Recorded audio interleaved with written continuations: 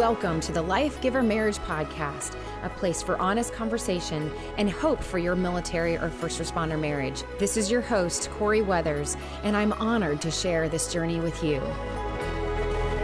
Close your eyes for a minute if you want to see the world. Welcome to another episode of the Life Giver Podcast. Today's show is made possible by Talkspace, an online therapy option that allows you to work with experienced, licensed therapists handpicked just for you for as little as $32 a week.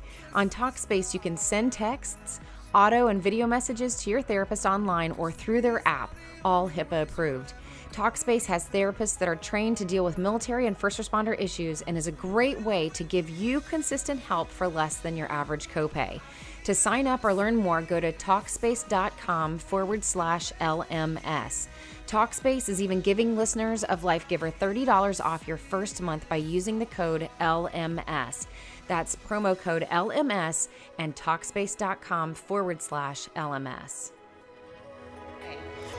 Welcome to another episode of the Life Giver Podcast. This is Corey, and I am starting a series that I have wanted to do for a really long time.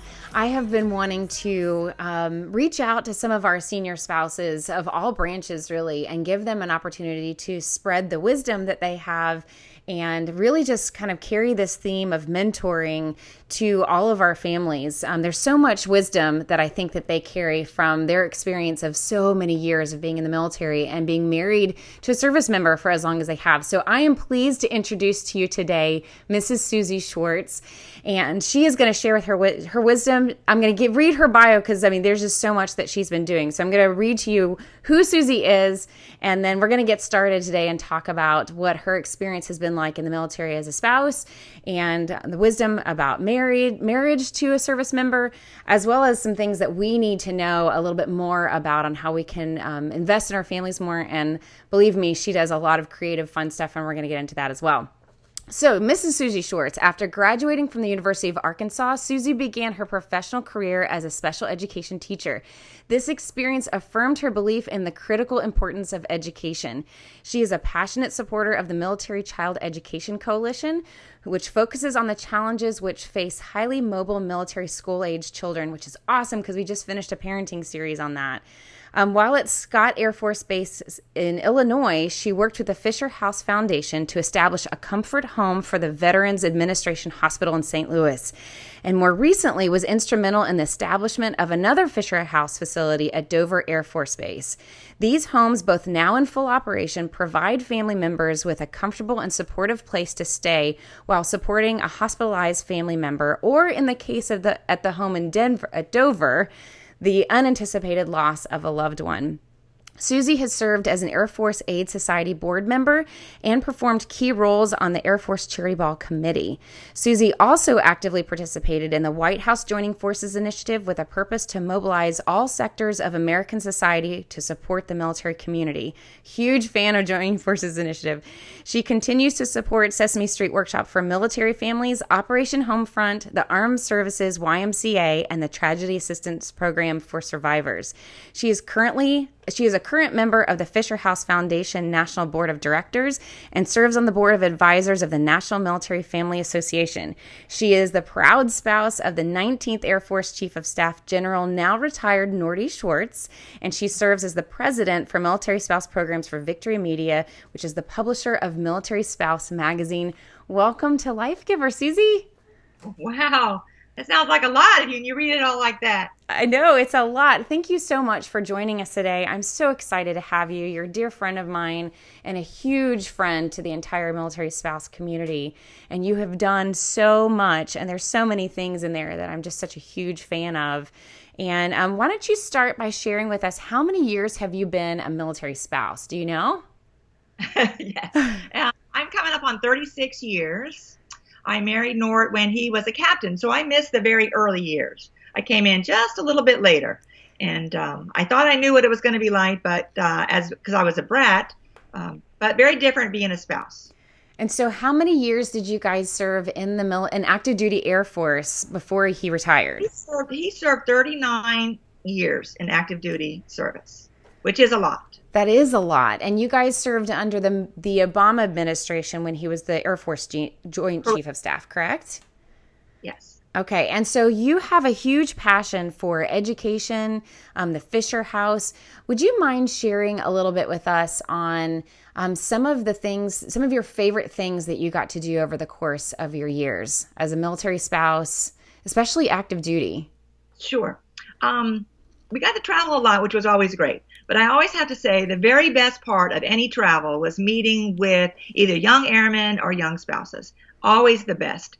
And you tried your best to get, the straight, honest scoop about things. That didn't always happen, but you tried your best. And that was always the best. And I tell people now that's the one thing of all the military things that you get to do that you will miss the most is being around young airmen. I mean, I got to go to the inauguration of President Obama, the first one, which was really phenomenal. It was so wonderful just because the town was so happy. I'm not saying a political statement at all. I'm just saying that Washington, D.C., the town was happy. There were no arrests. It was safe. It was just a wonderful experience. Well, that is such a unique experience, and that's one of the reasons why I wanted to have you guys, because we have several other senior spouses that are going to be part of this series. It's one of the reasons why I wanted to have you on, because you have such a unique perspective from really the top down, and I think there's so much wisdom there of being able to, so many of us just understand what's going on in our life, boots on the ground sometimes, and we're in the middle, the thick of it, right, of the middle of our career in the military, and it's sometimes hard to see perspective outside of what we're involved in. And so from your perspective at the top, what was that like for you to be a part of such historical events like that? It was pretty amazing. It's amazing.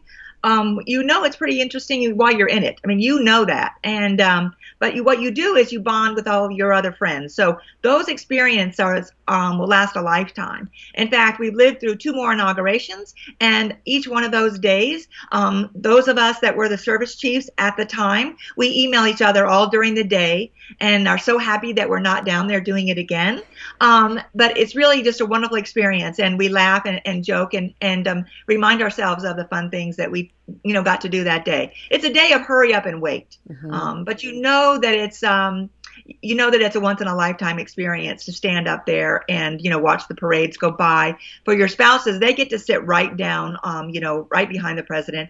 And also for them, it's a little bit of a visual. They also know that they are window dressing.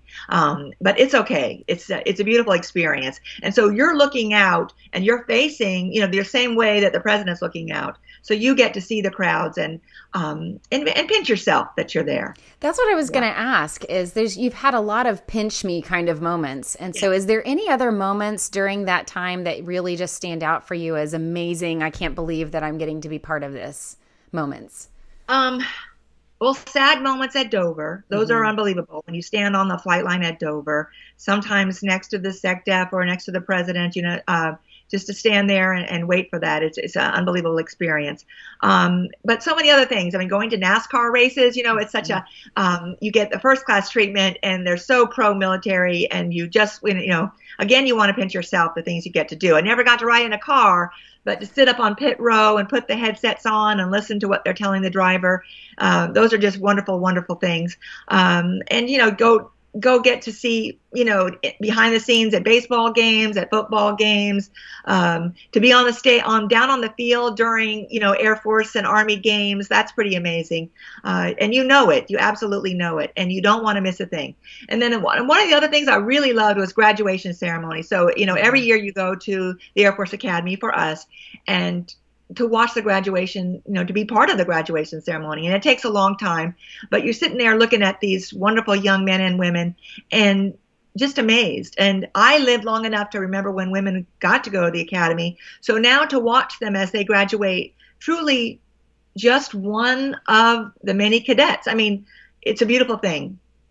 So how many years was Nordy part of the Joint Chief of Staff total? Sure. It's a 4-year commitment. It always is. So that's an intense time of 4 years. Can you share with everybody a little bit more about what that 4 years looked like for you guys? Sure. Nobody has any idea what those 4 years look like. So we came in at a crazy time. The previous people had been fired. We came in with very little notice. We have a mission, and nobody realizes that either. You are given direct orders from the SecDef of what he wants you to do. And so we had these orders, and one of them was to be seen. So the first year we were at everything. Nobody realizes that probably, I would say, for me, at least 60 to 75% of my day was filled with military related things, whether it was planning, calendar, travel, getting ready for entertaining, all of it. It is filled with that, that part of your life. And so you squeeze in desperately a little time to work in your yard. You squeeze in a little time. I squeeze in some time to exercise. Some people make that more of a priority. I wish I did, but I tried my very best. I continued to run because I wanted to run. It sounds so silly, but I wanted to run with my husband, and I wanted to run on Fort Myer. You got to keep up with the soldiers. So in fact, we were laughing at something recently, that when you're running and the soldiers go by, you suck it up and you run really proud and tall and you're not breathing hard. And as soon as the soldiers are gone, then you you lean over and pant and carry on. But you don't want them to see that you can't keep up with them. But it's a busy, busy time. So you can be traveling, getting ready for travel. You might come home and really that night you may entertain, which is why you have some help in the household. But you are on the road or going. And people ask me, I'll never forget, the Marine Corps spouse asked me, Suzie, will you visit all of your bases this year? And I started laughing. I said, no. The Air Force has 74 CONUS bases. So we didn't go to all of them in all 4 years. We didn't make it. We wanted to, but you can't do it. Because really, the fun stuff is going out to the bases. The real job of a service chief is in town fighting for your service. And I don't mean fighting in a bad way. Service chiefs get along. The myth that they don't get along is silly. But your job is to be in town and working the Hill, working DOD for your service. That's your job. So I was going to ask, because you and I have had some private conversations before where I got to ask you about what this lifestyle was like for you, especially during that 4 years. And you mentioned some of the traveling that you did. Did you try to travel a lot with your husband in order to... I did. I loved it, number one. But when you step off at a base or a country and you step off of a beautiful blue and white airplane that says United States of America on the side of it, it's a visual, it is a feeling that it's a once in a lifetime thing. But you also have that obligation when you step off that plane. You are not there to shop or to play around, or you are there to work. You are there to represent your service, your country. And I took that very, very seriously. So when I was in another country, I was hosted usually by the people in that country. Say you visited Turkey, you're hosted by the Turkish air chief.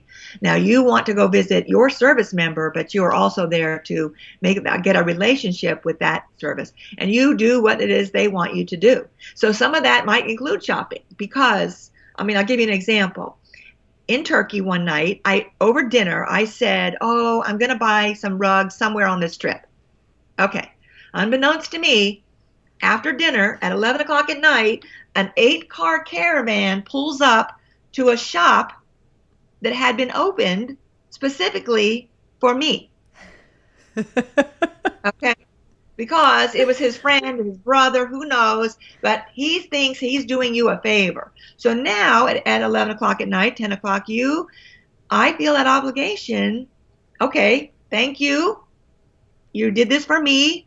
It's an honor for him to have done this for you. And so you do feel some obligation at that moment to buy something. Now, I'm a shopper, don't get me wrong, but the pressure then is on. And so you need to buy a rug with 30 people staring at you, and you need to do it quickly, and you need to sort of not be worried about really what it costs. Just go ahead and do this, and then get it on the plane and figure out how to get it home. I can't even imagine, because it takes me 3 months to pick out a rug. No, but over time, then you kind of learn then to expect that. You learn a little bit what not to say so you don't get in that situation. Mm-hmm. But sometimes you forget. You just forget. As in, we're in Morocco, she took me into her kitchen and she said, "Do you like this china?" I said, "Yes." Being nice. What was packed up and on the plane when I got on the plane to leave Morocco? Her china. That china. Wow. And I have to say to everybody listening, I have seen your china and dish collection. It is a passion of yours and it is It's unbelievably amazing. So we're going to get to actually that later because I right. would love for you to take the opportunity to share a few of your entertaining tips because this is Sure. such a passion for you and you do it in an amazing way. I've Sure. seen you do it. It's incredible. Sure. So I'd love to ask you, that intense 4 years, I'm of course, before that 4 years was intense in their own ways, but Right. during the intensity of the 4 years, the perspective that you must have had from everything that was happening on the Hill of trying to advocate for your branch for the Air Force and the needs of families for the Air Force. You have a perspective on some of the issues that were going on at the time within the branch and advocating for those families. What was Sure. that like for you to have that perspective from the top level down on the things that actually needed to be adjusted versus maybe some of what you were hearing from family members? Sure. First of all, before that assignment, so we spent 7 years traveling the world. So we had 3 years as a joint commander at Transportation Command at Scott Air Force Base. So I had many times of going to Washington to what they call the Combatant Commanders Conference. And so I spent 3 years at Transcom and sort of out of the loop of the Air Force, but watching from the outside. So when we got this unbelievable opportunity, a very rare thing for a big airplane guy in the United States Air Force to be given the chance to be the chief, I hit the ground running. I knew what it was that I wanted. In fact, the day of the change of command, we went back to the room and there were people there waiting to plan a conference. So literally I got out of the truck into the room and there were like 5 people. What do you want to do for this next conference coming up in a month or so? And I mean, I went down the line, bing, bing, bing. I knew exactly what it was that I wanted to do. And so I had the advantage of being at a level to see. And I knew that while the other services had been using their money that they received for the wars, they had been building up their family programs. But for some reason, the Air Force had not.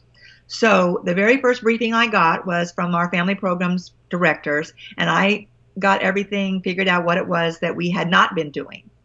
So I launched in immediately on our Key Spouse program, which is the same as the Navy Ombudsman program, or it's modeled after that, a little bit like your FRG, type thing, or as an FRG leader. So I knew that I could push that program without waiting for any funding because it was already existing and it was a volunteer program. All I had to do is make it my #1 platform. And you do have a voice and you can push things out. So I spent the first year, I spent all 4 years, but that first year, it was all about the Key Spouse program, just getting the word out on family programs, finding out what it is, what they wanted. And I'll tell you, over time, nothing ever changes, okay? Spouse employment, education, healthcare. Those three things, they have not changed in the past 20 years. Those 3 things. They might go up and down on what's number 1, 2, or 3, but they don't change over time.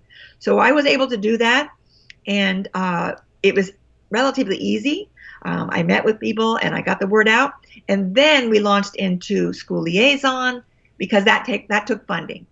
So I had to wait a year. So I'll tell you what I honestly told my husband. I told him after a year, I said, okay, honey, now you've gone and worked on your side of the house. I've given you a year. You got your direction. I need you to turn to me. I need you to help me on what I feel right now is important.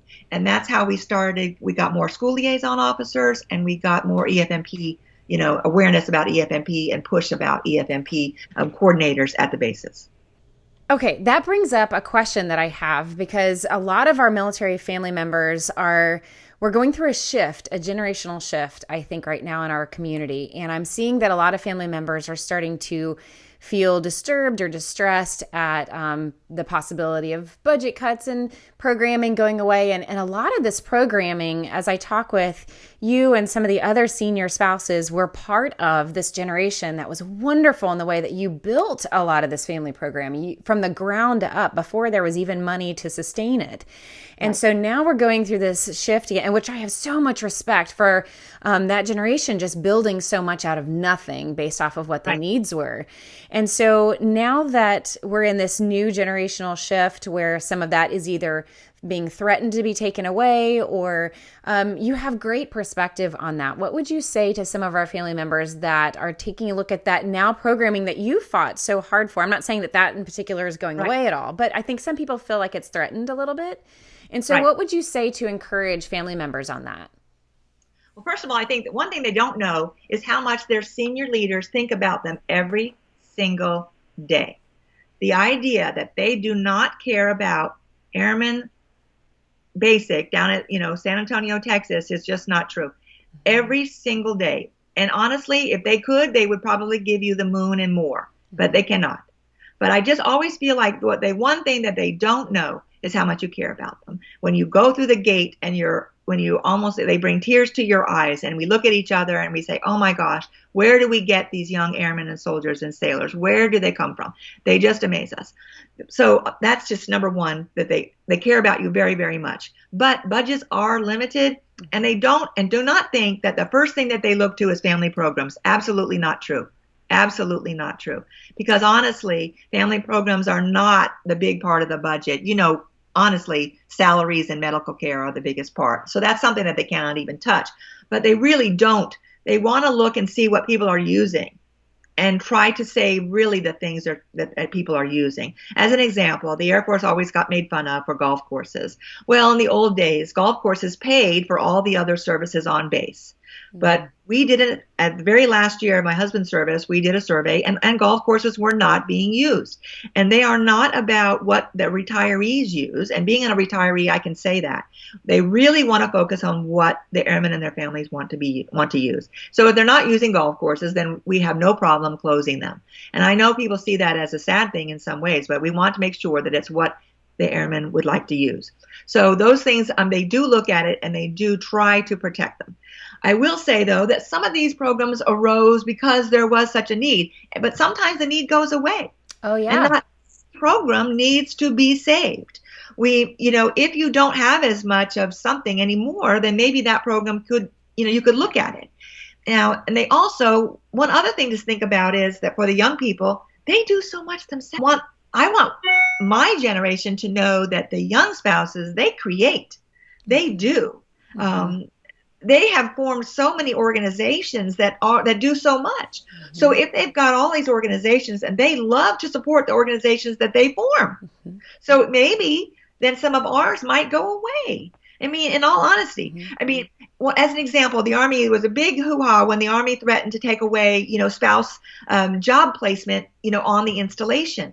Well, I don't know. There's a whole lot of programs out there that are helping spouses with their job, finding a good job. There's the Chamber of Commerce hiring our heroes. There's all sorts of things.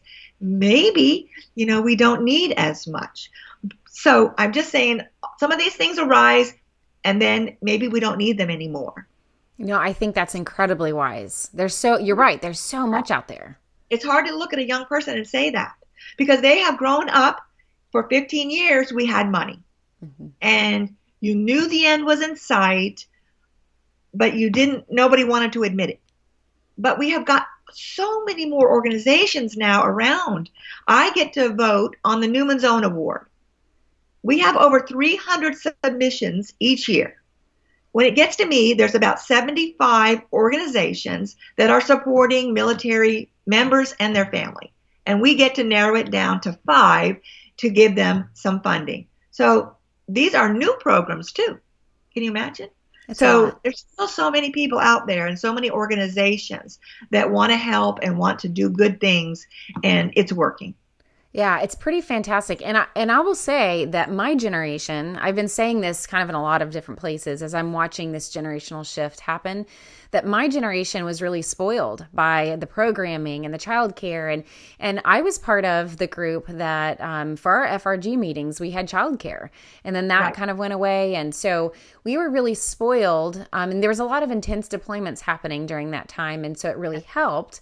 But I think that my generation was a little spoiled. And so it kind of took us by surprise when some of that started to go away, and we had to figure out now what are we going to do.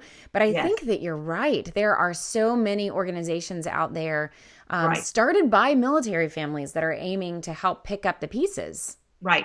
Last week, I spoke at the Army Navy Club downtown D.C. and it was on women in the military. And so they had the first woman general ever. She spoke first, and then me, and then a young woman soldier. And I was kind of like, why are you having me? But they were talking about what spouses have done for the military member and family. And so at the end of my speech, I closed with, the organizations like TAPS, like Semper Fi Fund, like Military Child Education Coalition, like National Military Family, like Arlington Ladies. All of those things started and supported continuously by military spouses. Yeah, and that's, I think, a perfect segue to talk for a second about, you're now the president of the Military Spouse Programming at Victory Media, which means that you are helping with the Military Spouse of the Year awards. And so you get this wonderful opportunity to be a part of so many of these amazing military spouses that are some of them out there building these huge organizations and nonprofits and meeting these needs. Correct. I love it. I mean, this job came to me. I didn't go searching for it, but it keeps me young. It really does. They amaze me. And so I sort of feel like I'm doing two different things. I also mentor to new one-stars over at National Defense University. And so when I mentor to them, I then tell them that these young spouses are wonderful and fabulous. Sometimes they need a little direction. Mm-hmm. Sometimes they need some guidance. And I give it. They don't always like it, but I give it. But they, 99.9%, are just wonderful, wonderful people, and they want to do the right thing. They really want to do the right thing. So the idea, even my mother, who's still alive and is a military spouse herself, I tell her, do not feel sad about this generation coming up. They are wonderful. I never dreamed of starting an organization as a young spouse. All I wanted to do was work. We didn't have children. I wanted to be a professional woman. But I look at spouses, young ones, they start organizations. Look at you doing this. I mean, unbelievable. It's unbelievable to me what young spouses do. And they just dive right in. And they're willing. They're willing to succeed. They're hoping to succeed, but they're willing to give it a shot. It's true. And I have to say, for the Military Spouse of the Year community, we call you Mama Suzie. Yes. Because you're just this wonderful, maternal, nurturing woman in our life that brings that wisdom. And I love the fact that you offer it whether we ask or not. I love it. I know. I write columns. I write my columns. And one time I said to someone, I'm going to write a column. I'm going to yell at them this month. And she said back to me, well, you yell at us every month. I said, oh my gosh, do I really? And in fact, I have to write my column, and I do already have a thought, and it might include a little bit of yelling. I'm not sure, but I'm really about being kind. I want people to be kind. I can't take it. I mean, right now, I feel like in our country, we just need to be kind. And people say, why do you talk to people in the stores, and why do you do whatever you do? I said, because I want to be kind. That's all you can do is your tiny little piece of the planet. It's all you can do is to be kind. So I post kind things. I repost kind things. I don't say mean things on Facebook. I keep trying to tell people, especially young people, you do not have to respond to every Facebook post out there. You don't have to. You don't have to. I love that. And I'm willing to admit and receive that even myself today, because you saw last week that I posted something and then that started something and I knew better. And so I saw you post on there. It was just this one little statement, but I was like, Susie's watching. She's watching. And that one kind statement actually held me accountable. And I so appreciate that. And I agree with you. And just learning from myself the hard way, just learning that kindness goes so far. Well, because I might not agree with everybody, but they most certainly have the right to their opinion. And that's what I want to get across. I don't have to agree with everything, but boy, I don't have to be mad at you for having a different opinion than I do.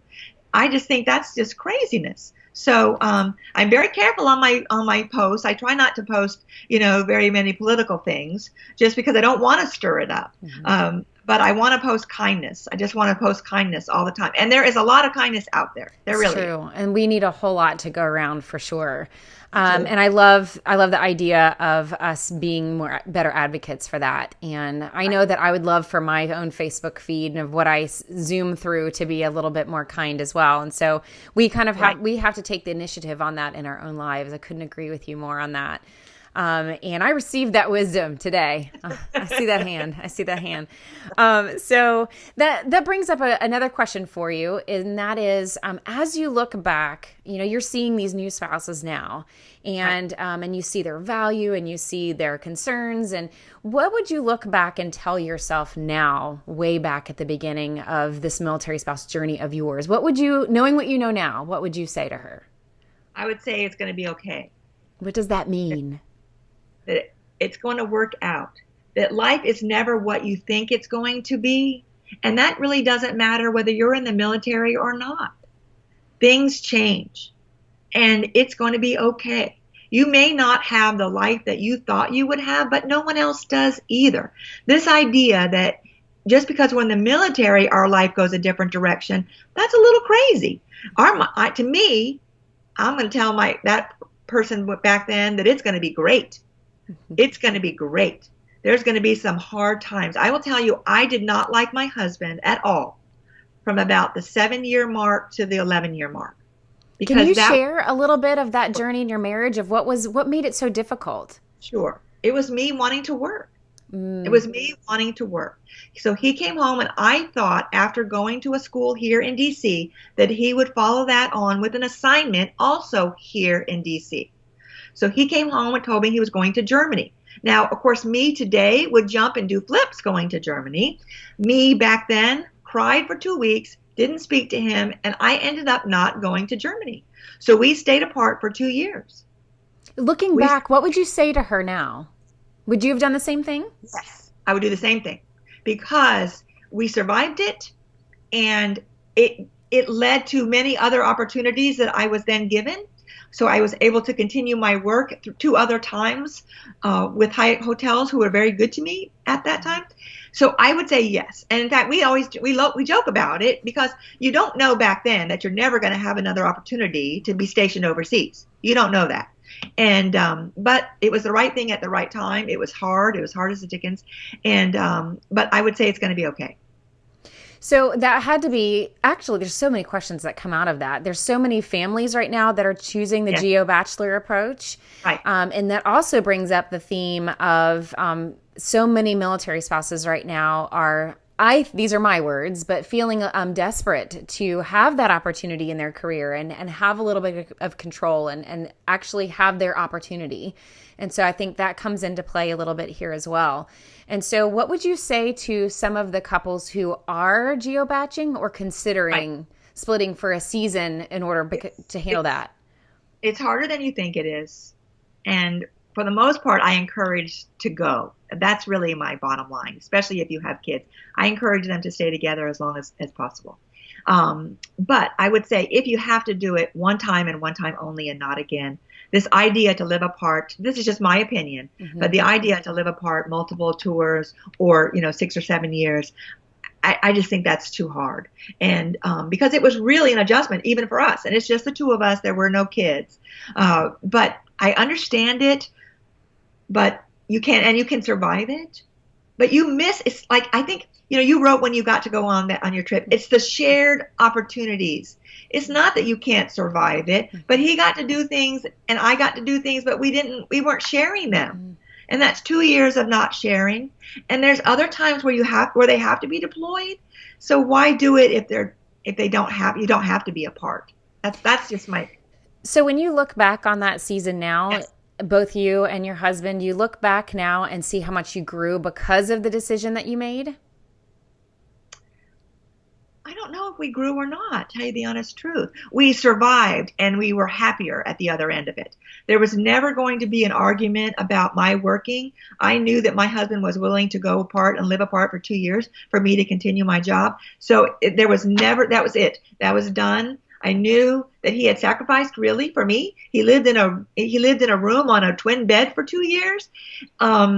He ate out of a little microwave. He had a little microwave. He had to go get a wooden plank to put underneath his mattress because his mattress, sunk to the floor. And so I knew that he was willing to do that. And so never again did I ever even think we were going to live apart. Never again. But I also knew I had proven myself in my business.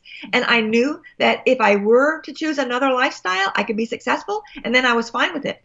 I just needed the opportunity to show that I could do it. So it was partly your own building your own confidence and Yeah. building your own sense of purpose, and that you needed that opportunity? Yes, because and who knew at that time, but you have to be strong as you watch your husband continue to be promoted. Mm-hmm. You have to know your own value because it cannot be totally tied to what your husband or your spouse does. It can't. You have to know your own value. And I just want people to know that all marriages probably struggle in there some way. You're the marriage expert, but we should talk about it as senior spouses to say that it's not all rosy. It's not. It's hard. You see us, we're positive, we put on a good show. Of course, we're not going to be fighting in front of you, but it's hard. And so everybody has ups and downs. Everybody does. What would you say that you and your husband have learned over the years about what it takes to have a successful, strong, connected relationship throughout all of the separations? Because I know that last 4 years, even though you traveled a lot with him, he obviously had to travel a lot without you. And I also, when I had a chance to visit with you, he was on a trip. And so he's still sometimes traveling. Yeah, so what is it? Right now, he's in India right now. Yeah. Wow. So lots of traveling, lots of, like you said, separate experiences. And so what would you say, what makes the relationship stay connected through all of those separations? To know that he is your number one fan and your best friend, and that the two of you, your advice means the most to each other. I mean, during all of his military career, I knew that he would listen to what I had to say. He didn't always agree with it, but I knew. And those two, those things together, where he was my best friend, but also my best sounding board. And he will be brutally honest, but that grew and grew and grew. And as your circle of friends gets smaller and smaller, if you're not good friends, then it's going to be harder and harder because, again, your circle just continues to shrink and shrink and shrink. And while all your friends are happy for you, they're also a little jealous. They're also a little unsure.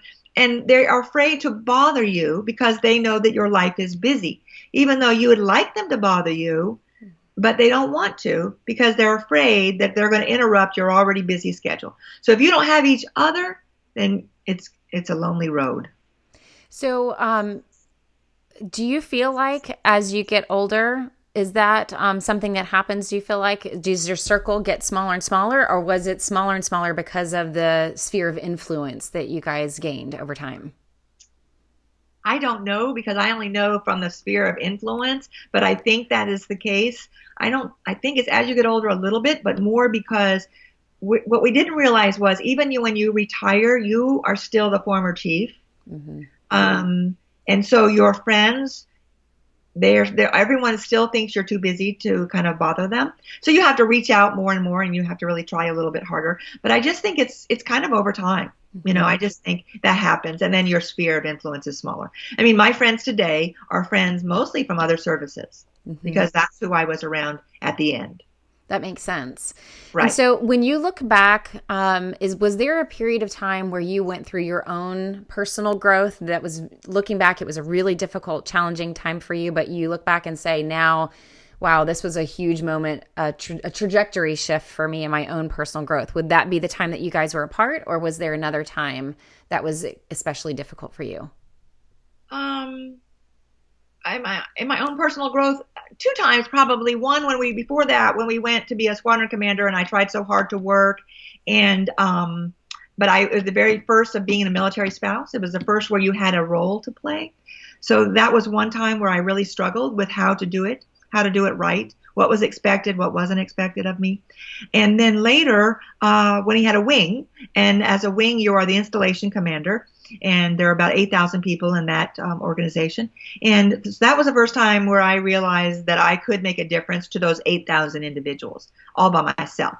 So that's a lot. That's a lot. Yes. But you have to, and that's the first time of really understanding the fishbowl that you're in. And that for me, it's not hard in that I'm already an outgoing person. But I have to learn then to be quiet. I have to learn sometimes not to talk. Ooh, can you unpack that a little bit? I think that's something all of us can learn a little bit about. Well, Well, there's two things. You can be shy, and then if you're shy, you are perceived as being not nice. Mm-hmm. But if you are loud, you are perceived as sometimes being rude, sometimes being bossy. And I need to sometimes learn to keep my opinion to myself. You don't realize who's listening or who isn't. I mean, as an example, I wrote an article when he was the wing commander, and I said sometimes there were two me's. There was the working me when we were in Washington, D.C., and there was the military spouse me when we were away from the city, when I couldn't have it. There wasn't a hotel to work at. And I thought that was a lovely, even article. Apparently, it made a lot of people angry. Those that just saw themselves as military spouses 24/7 forever, I offended them. So then you're like, oh my gosh, I offended people by that? You can't make it up. And then later as the chief, I will tell people the one thing I don't miss about being a senior spouse is I used to put my head on the pillow every night and go back through my day and wonder, did I say the wrong thing to that person? Was I joking and that person didn't perceive it as a joke? Did I not listen? Did I miss someone who was trying to get a hug or a real answer on something? That is the one thing now when I close my eyes and go to sleep, I don't have to rehash my day and wonder what I said or didn't say during the course of the day. I just kind of close my eyes, even though I'm not a good sleeper, but I don't go through the day like I used to and, think about it. And I think that happens to people who are out there, loud and in charge, sort of. Yeah. If you're quiet, I don't think that is a dilemma. But I do think if you're quiet, it's a different dilemma because you're very nice and you know it, but you are perceived as maybe not as nice. I think that speaks volumes. And I think especially women at every stage of life struggle with that on some level. Would you look back at Suzie, wife of Nordy, Joint Chief of the Air Force? Would you now look back at her asleep on that pillow and say, stop worrying, it's all going to be okay? Oh, yes. Absolutely. In fact, the new chief had his spouse had me to my old house, and it was the first time I'd been in my own old house in 4 years.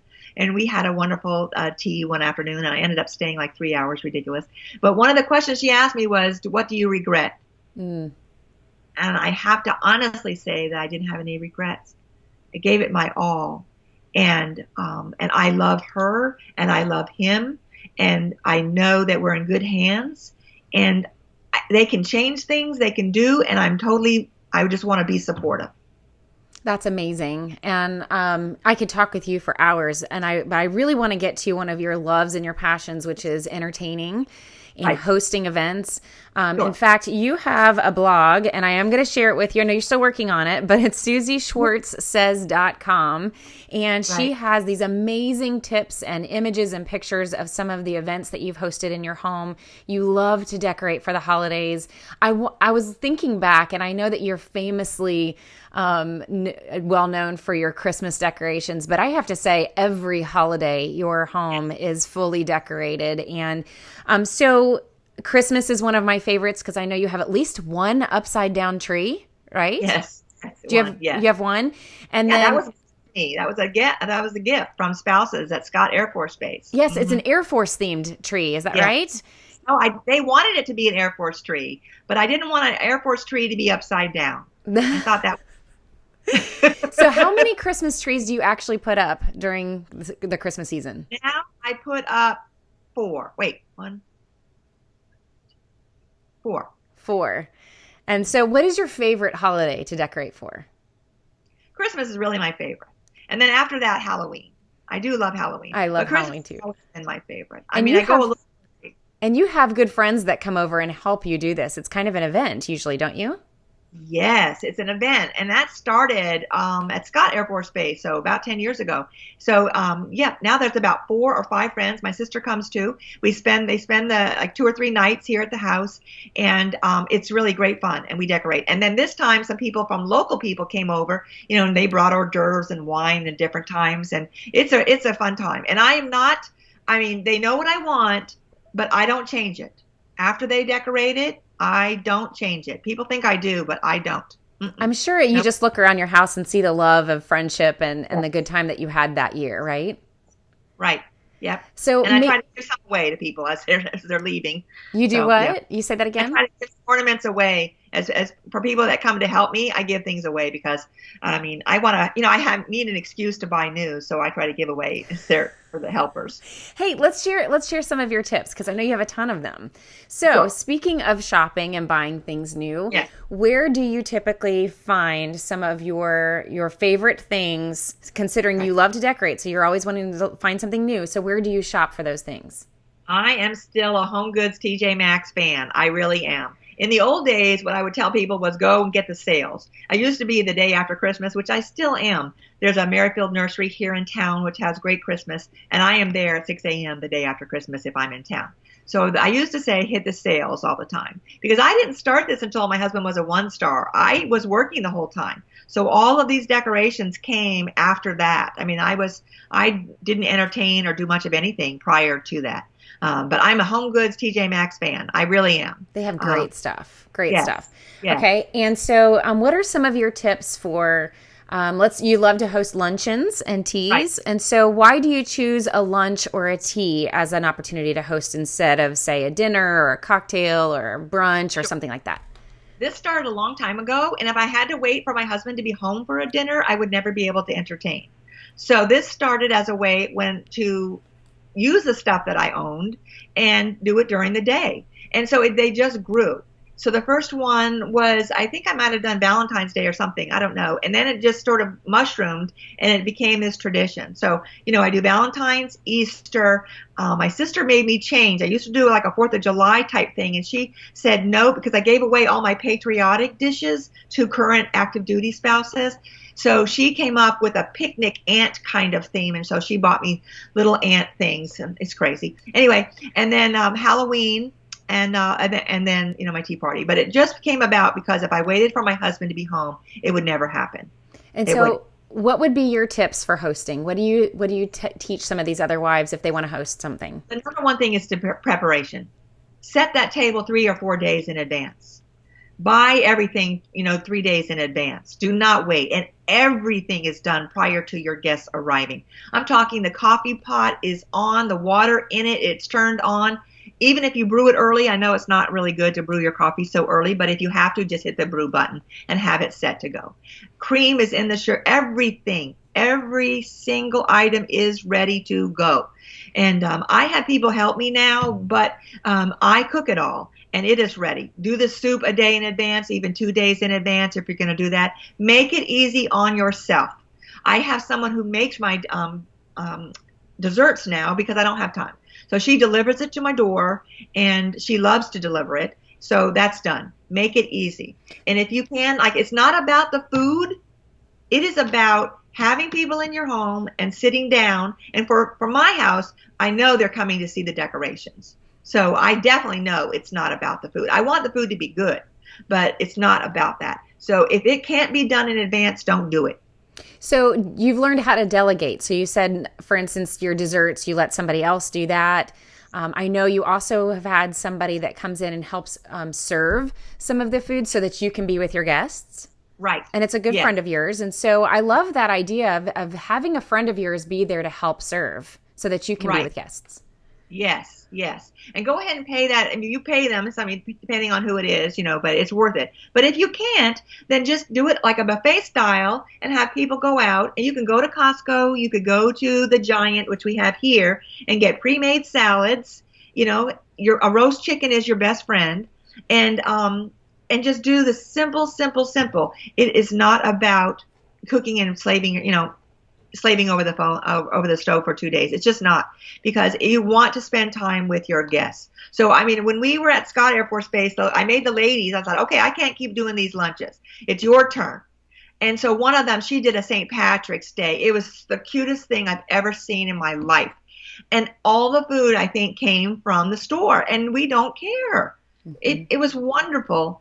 And then people can sit around and you're relaxed and, you can enjoy it. But it's all about being prepared. And, in the old days when I didn't have someone make make desserts. Maybe we would make like a cheesecake. I know that sounds kind of cliche, but you can do a cheesecake, for goodness sakes, 3 or 4 days. It gets better, over time. Make it a good one. And you can even have it. I mean, when I say ready, it's cut, it's plated, it's ready. I cannot stress enough.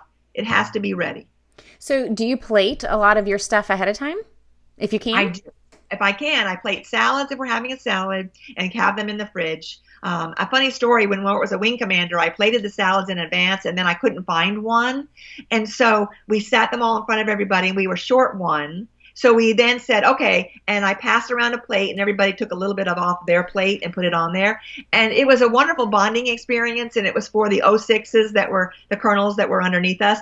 And so it was a forever shared moment. So go with those moments where you mess up and just laugh about it and have a good time. I mean, that's the only thing that you can do. But you can plate a lot of things in advance, and it should never be like beef or something that has to be cooked, exactly right. Give that up.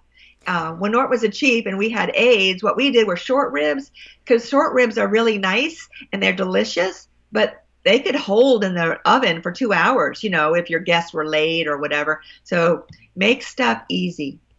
That's a great idea. There's so many things that I could ask you about entertaining.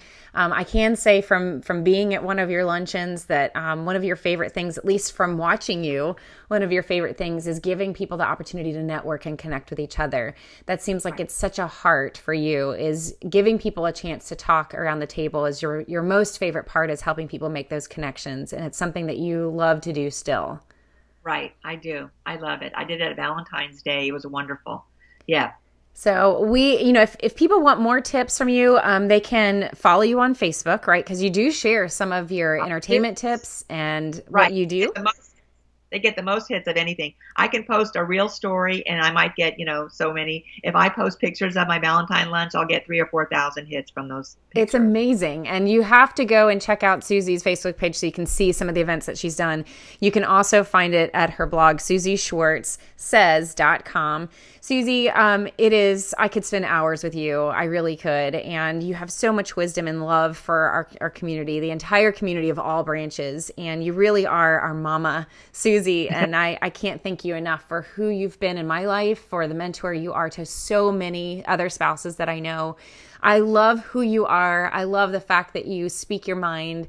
You've earned that, I think, in our lives. And if nothing else, I think, I keep saying this over and over, I think, in the podcast in general, is that we need more mentoring. We need to listen to each other a little bit more. We need to understand that other people have other perspectives other than ours. And especially within the spouse community, it can be very loud and it can be really exciting. And so, Suzie, you bring such wisdom and such a reminder of what's really important. And so I really appreciate you spending time with us today. Is there anything else that you would encourage these marriages who are in the middle of their journey, of their military experience? Anything else that you would say to them to encourage them wherever they're at? I would say do as much as you can together. The memories that you will make will last you a lifetime. Share your military life together when you can. You will have time for other things, but you will be able to look back together. It should not be your spouse looking back. It's just his or her career. Share some of those moments, because together you have made a difference to people below you that you will never know. And you should be able to look back with fondness together on those memories and make as many together memories as you can. I love that. I'm a huge fan of that. You know that. I do know that. Suzie, thank you so much for joining us today. I can't thank you enough. I hope you have a wonderful day. I hope you stay warm. I know it's cold there in DC. Thank you for everything you've done for our families. And please tell your husband when we said thank you as well. I will. Thank you.